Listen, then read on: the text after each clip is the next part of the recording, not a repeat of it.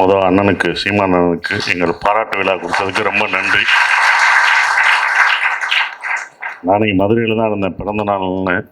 நிறைய பேர் என்னை பார்க்கணுன்னாங்க. நான் அது அவங்ககிட்டலாம் இல்லைன்னு சொன்னேன். குறிப்பாக ராஜமுருகன் சார்லாம் என்கிட்ட டேட்டு கேட்டுட்டு இருந்துட்டு இருந்தார். வரமாட்டேன்லாம் சொன்னேன். கரெக்டாக இங்கே வந்து நீங்கள் விளம்பரம் கொடுத்தீங்க, அண்ணன் பாராட்டு விழா விழாவுனே வந்து மாட்டிக்கிட்டேன். ராஜமுருகன் ஒரு டைரக்டர் வந்திருக்காரு, தங்க சரவணன் வந்திருக்காரு, என்னோடய ப்ரொடியூசர் வந்திருக்காரு.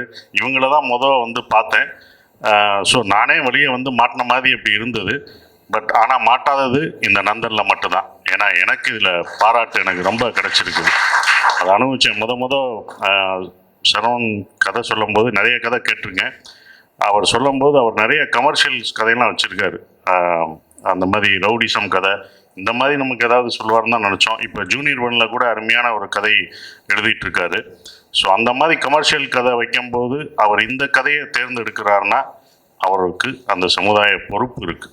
ஸோ அந்த பொறுப்பில் கொஞ்சமாவது கதாநாயகனாக எனக்கு இருக்கணும் அப்படின்ற ஒரு விஷயந்தான் நான் இந்த படத்தில் இந்த கேரக்டர் நடிக்கணும் அப்படின்ற ஒரு விஷயம் இருக்குது. நான் சொல்லுவேன், ஏன் கமர்ஷியல் படம் எடுக்க மாட்டேங்க, இந்த கதை நல்லா இருக்கேன், அந்த கதை நல்லா இருக்கேன்னு. ஆனால் இந்த கதையை எடுத்தே ஆகணும் அப்படின்ற ஒரு விஷயத்துக்காக தான் இந்த நந்தனை அவர் ப்ரொடியூசராக இருந்து அந்த படத்தை பண்ணியிருக்கார். இந்த படம் எப்படி போச்சு அதெல்லாம் நம்ம அப்புறம் பேசலாம். ஆனால் இந்த படம் பதிவு தான். நான் அப்போ இருந்து சொல்லியிருக்கேன், இது ஒரு பதிவாக தான் இருக்கும். மேற்கு தொடர்ச்சி மலைன்னு ஒரு படம் இருக்குது, அப்புறம் கடைசி விவசாயி இருக்குது. எத்தனை கமர்ஷியல் படம் வந்தாலும் நான் நடித்த படங்கள் இதெல்லாம் மறந்துருக்கும். ஆனால் கடைசி விவசாயின்ற படத்தை மணிகண்டனையும் அந்த மேற்கு தொடர்ச்சி மலை டைரக்டரையும் நம்ம மறக்கவே மாட்டோம். காலங்காலமாக அந்த மாதிரி படங்கள் நிற்கும். அந்த வரிசையில் கண்டிப்பாக நந்தன் நின்றுக்கிட்டே இருந்துக்கிட்டே இருக்கும். பாலாஜி சக்திவேல் சார் சொன்னார், எங்களுக்கு அடிக்கடி ஒன்று சொல்லுவார் இந்த படத்தை பற்றி, இது வந்து வைரம் தேய்க்க தேய்க்க அதோட பளபளப்பு கூடிக்கிட்டே இருக்கணும் அப்படின்னாரு. இப்போ தான் அந்த வைரத்தை முதலாக தேய்ச்சது சீமான் அண்ணன் தான். படத்தை காமிச்சு எங்களுக்கு முதல் விருது இந்த பயங்கரமாக இருக்கும் ஆறுதல் பரிசுன்றது இல்லாமல் பெரிய விருதாக இருக்கும் பார்த்தீங்களா, இந்த விருது தான் எங்களுக்கு முதல் விருதாக எங்களுக்கு இது கிடச்சிருக்கு. சீமான் அண்ணன் கையில் கிடச்சிருக்கு. இனி நாங்கள் வாங்குவோம்ன்ற நம்பிக்கை எங்களுக்கு இருக்குது. இதுதான் போய் சேரும். இது ஒரு பதிவு. இப்போ வரும்போதே பார்த்தேன், வெங்கடாஜ் சார், பாண்டே எல்லாம் விவகாரம் பிடிச்சாலாக தான் இருக்கேன் சார். விவகாரன்றது நான் பயப்படுவேன் சார் உங்களை பார்த்து. அப்படி தான் அந்த நீங்கள் வேறு விவகாரம் நினச்சிடாதீங்க. இல்லைடா சரவணன் பழகுற, ஏன்னா முதல் எனக்கு சரவணனை அறிமுகப்படுத்துறது எனக்கு வந்து ஆனந்தவுடன் ஆஃபீஸில் அவர் தான் சரவணன். அப்போ வந்து அமீர் அண்ணன் ஒரு பிரச்சனையில் ஜூனியர் உடனில் எழுதியிருந்தார். அப்போ ஒரு பெரிய பிரச்சனை வந்தது. இவர் தான் சரவணன், என்னோடய பிஆர்ஓ சொன்னார், இவர் தான் சரவணன், இவர்கிட்ட மட்டும் பேட்டி கொடுத்துடாதீங்க, மாட்டிடாதீங்க அப்படின்னு எனக்கு இது பண்ண ஆள் தான் சரவணன். அதுக்கப்புறம் தான் நாங்கள் நண்பர்களாகி இவ்வளோ தூரம் 20 வருஷமாக நாங்கள் நண்பர்களாக இருக்கோம். ஸோ அவ்வளோ எல்லாருக்கும் நண்பர்களாக இருக்கார். சரவணால் முடியும்தான் இவங்களெல்லாம் சேர்க்க முடியும். ஸோ சரவணுக்காக தான் எல்லாரும் வர முடியும் அப்படின்ற ஒரு விஷயம் இருந்தது. இந்த படம் எங்களுக்கு வந்து இதில் பணிபுரிஞ்ச எல்லாருக்குமே ஒரு நல்ல ஒரு எனர்ஜியை கொடுக்குது இந்த படம். அதுதான் உண்மையான ஒரு விஷயமா இருக்குது. அதுவும் சீமான் அண்ணன் வந்து படம் பார்த்துட்டு இது இப்படி தான் இருக்கும், இந்த படம் இப்படி தான் இருக்கும் அப்படின்ற ஒரு விஷயத்த கரெக்டாக சொன்னார். ஏன்னா அவர் அரசியல் தலைவர் மட்டும் இல்லை, அவர் சிறந்த ஒரு இயக்குனர், கதாசிரியர். எங்களுக்கெல்லாம் அப்படி தான் தெரியும். நாங்கள் நேசித்த ஒரு கதாசிரியர்.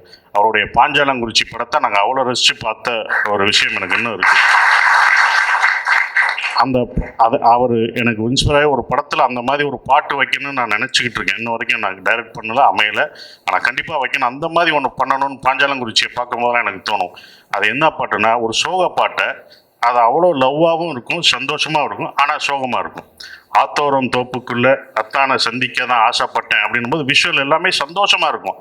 ஆனால் கடைசி அத்தனையும் பொய்யாச்சு ராசா ஒத்தையில் நிற்கி இருந்து ரோசான்ட்டு ஒரு டாப் ஆங்கிளில் அப்படி தனியாக சோகத்தில் நிற்பான். அதுக்கப்புறம் அதுவும் நான் என்ன தைச்சி விட ஆசைப்பட்டேன் இப்படின்னு ஒன்றுன்னா வரும். அதெல்லாம் லவ் ரொமான்டிக்காக இருக்கும். எப்படா அந்த ரொமான்டிக் சாங்காக அதை பார்க்குறதா இல்லை சோக பாட்டாக பார்க்குறதா, இது என்னவா நான் பார்க்குறது அப்படின்னு இருக்குங்களே, இது சோக பாட்டு தான். அவள் சந்தோஷத்தை சொல்லி அப்படி காம்பவுண்ட் வச்சாங்களே, அந்த இடம் எனக்கு ரொம்ப பிடிச்ச ஒரு இப்படி ஒரு பேத்தா சாங்கை ஒரு சோக பாடல்களை இப்படியும் கொடுக்கலாம் அப்படின்ற ஒரு விஷயத்த நான் அப்போ ரசித்தேன். நான் தேட்டரில் சினிப்பிரியா தேட்டரில் பார்த்து ரசித்த பாடல் அந்த படமும் பாஞ்சாலங்குறிச்சி பாடல்லாம் எனக்கு பிடிக்கும். ஸோ ஒரு நல்ல திரைக்கதை ஆசிரியர். அப்புறம் பசும்பொன் படம் தம்பி, இதெல்லாம் நான் ரசிச்சது. ஒரு திரைக்கதை ஆசிரியர் ஒருவர் எப்படி பார்ப்பாருன்னு ஒன்று இருக்குல்ல, அந்த படத்தை எப்படி பார்த்துருக்காரு, இந்த படம் என்னவா ஆகும் அப்படின்ற ஒரு விஷயம்தான். அன்னைக்கு ஆடியோ ரிலீஸ் வந்தப்போ கூட சொன்னார், இந்த படம் நல்லா இல்லாட்டி நீங்கள் ஆடியோ ரிலீஸ் கூப்பிட்டப்ப நான் வந்திருக்க மாட்டேன், டே அப்புறம் பார்த்துக்கலாம்னு சொல்லியிருப்பேன், ஆனால் நம்பி வந்தேன் அப்படின்னு சொன்னார். நம்பி இப்போ வரைக்கும் நிற்கிறாரு, நம்பி எங்களுக்காக பாராட்டும் கொடுக்குறாரு. இதுதான் எங்களுக்கு சரவணனுக்கெல்லாம் கிடைச்ச ஒரு பெரிய விஷயமா நினைக்கிறேன். நிறைய விஷயங்கள் இப்போ கூட கற்றுக்கிட்டு தான் இருக்கோம். ஏன் அவரை படம் பார்க்க சொல்லணும்னா, இனிமேல் அவர் அரசியல் மட்டும் பார்க்க முடியாது, கலைக்கும் நீங்கள் ஒதுக்கி தான் தரணும். நாங்கள் கூப்பிடுவோம், படம் பார்க்கணும், நல்ல படத்தினா எங்களை ஆதரிக்கணும், நீங்கள் ஒரு விருது வைக்கணும், உங்கள் இதிலே விருது கொடுத்துக்கிட்டே இருக்கணும். அது எங்களுக்கு ஊக்கப்படுத்தும். நிறைய விஷயங்கள் இருக்கும் எங்களுக்கு. இப்போ சமீபத்தில் கூட இளையராஜா பாராட்டு விழாவில் அவர் சொன்னார் மூடுபனி படத்தை. அப்படியே அப்படின்னு வந்தேன். மூடுபனி படத்தில் அவ்வளோதான். அதுக்கப்புறம் நான் திருப்பி மறுபடியும் பார்த்தேன் பலவேந்திரா படத்தில். அவர் சொன்ன ஒரே ஒரு விஷயம் தான், ராஜா சாரை பற்றி சொல்லும்போது, பிரதாப் போத்தன் அந்த படத்தில் படம் ஃபுல்லாக வில்லனாக இருப்பான். ஃபுல்லாக எல்லாராலையும் வில்லனாக்கப்பட்ட ஒருத்தன், அவனை பிடிக்கவே பிடிக்காது.